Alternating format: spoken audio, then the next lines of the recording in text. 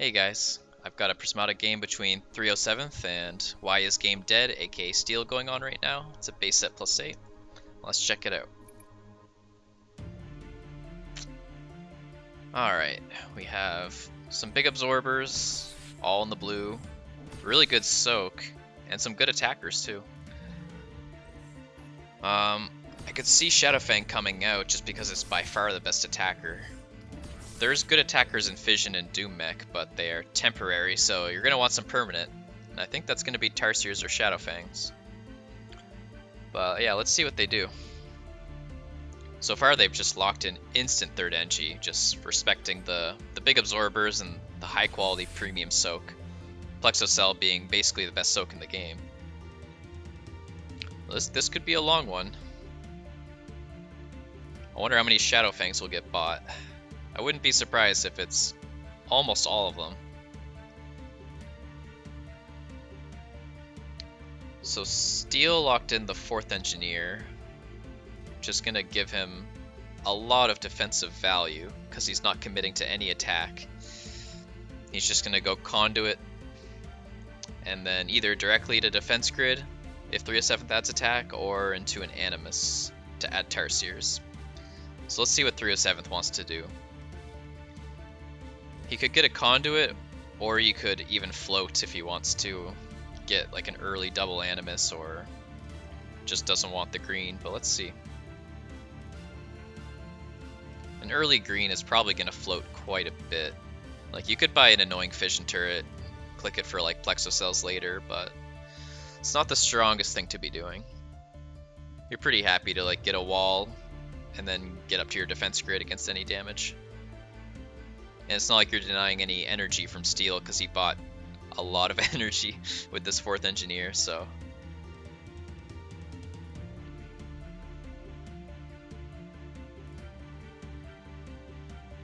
He's definitely thinking hard on this turn, because all the other turns he was instantly locking it in. So it is Conduit start for both players here. Let's see how much they decide to keep it in their bank, or whether they're going to get a Fission turret. 307th, considering the Fission turret here. Fission turret's really good when you can click it and actually buy high quality syncs with it. And here there is Plexocell, so Fission turret's very high quality. It means you don't really have to get multiple Conduits in a rush. You can kind of just stick on one.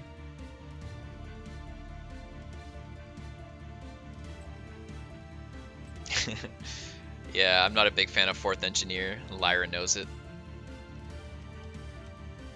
It's not the worst here because you don't really want to rush attack, but even still, I would prefer like an Animus earlier. But who knows? It's a weird set, that's for sure. All of the good attack is in one specific place, and that's double red. So it looks like both players are going to go for the annoying Fission, and therefore both players having to Blast Forge. We're going to see normal walls out of them probably. Doom Wall could easily get exploited by the time you get up your D grid. Steel looking like he's going for the Doom Mech, which is kind of interesting. It feels like you don't need an intermediate absorber between Doom Wall and defense grid. And it just feels like he's not getting the slow attackers in a timely fashion. So I don't know if I like that. 307th is in a much different direction. He's going for the double Fang per turn. Holy moly. I wonder if he's considering skipping D-Grid then. Like, Doomwall is already a fantastic absorber, and like you can stay on single blue. So I'm kind of interested in this. He's got Plexos, he's got Doomwall, he's very safe, and if you can buy all the premium attackers safely, I mean, that's a good thing to be doing. I think my 10... the emotes. I think the 10 Shadowfang dream might be real.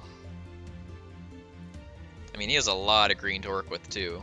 By the time that Fission turret comes off, he's going to have lots of green stockpiled.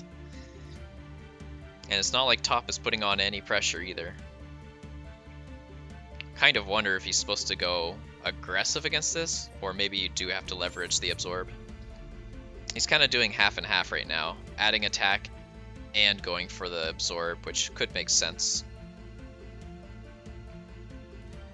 So against this, 307th will buy the Doom Wall.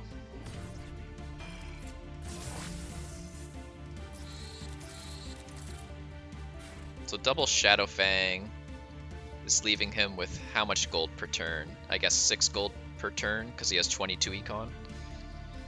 So that's basically walls, and that's it. Like next turn he has enough for a Doom Wall. This turn he doesn't have enough for it. Okay, I see. But he doesn't need it. It just would be nice. He keeps his granularity this way, so that's a small upside. Okay, these drones are very questionable. Your opponent is buying double Shadow Fang per turn, and you're like, let's buy drones. These things surely will scale as well as Shadow Fangs.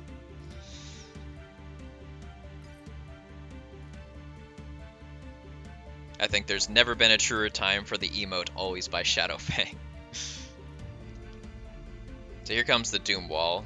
You can only get that every 2 turns, I guess.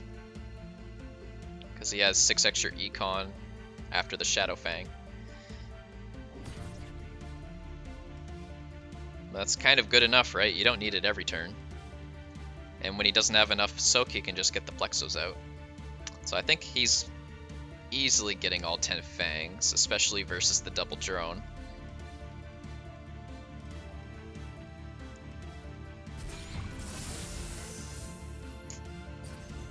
So Steel's gonna be setting up his Fission Click, I imagine.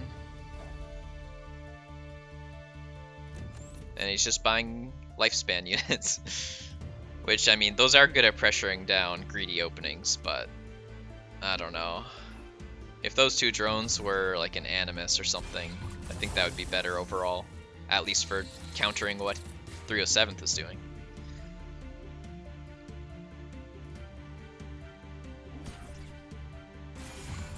Having the D-grid is definitely nice though. I'll give Steel that. And like the units he's buying are very efficient. I just think that 307th has enough stockpiled premium soak and absorb to be very safe.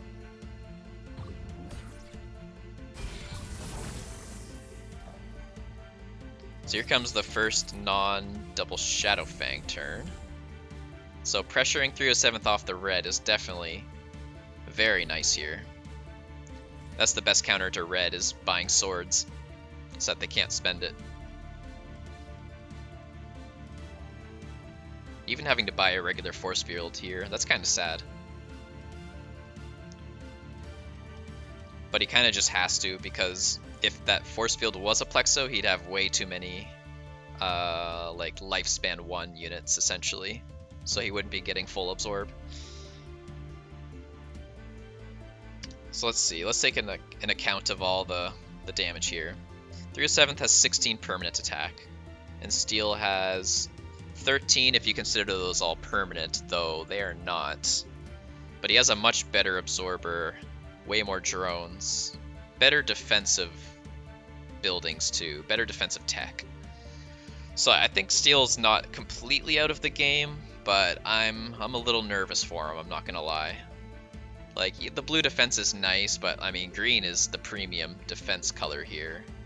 And while he does have that green as well, there's like a lot of blue that, you know, doesn't need to be there, I suppose.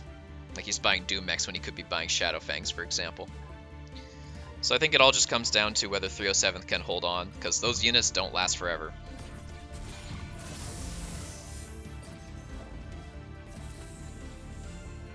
Steel's really struggling on this turn.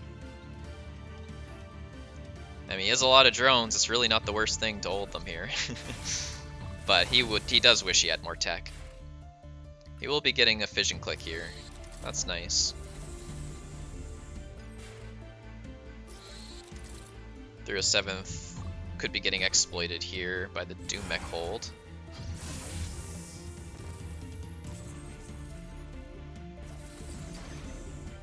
Well, another double Shadow Fang turn came out. He just needs 1 more and he's got all of them.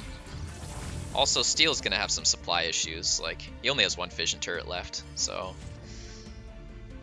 that makes me nervous. But his tempo situation is really fantastic. Not gonna lie about that. He's got the Doom Mech train, he's got Defense Grid with a decent bit of lifespan left. And what is happening here? 307 is holding 6 drones. What happened?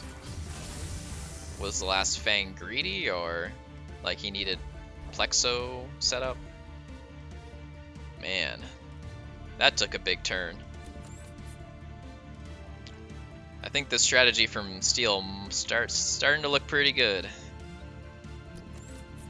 I don't know if it was just always good or if 307th needed the Plexo ready, but in any case, it is looking rough. I think he might call it here, but he bought the 10th Shadow Fang, right? Lock it in. Oh, yeah, that's a rough one. It seemed so good, but then it all crumbled. Maybe Defense Grid is just, you know, really good when you can spend all the blue. And of course, like, Doom Mech and Fission Turret are premium units, but in any case, that was a fun one. Good game.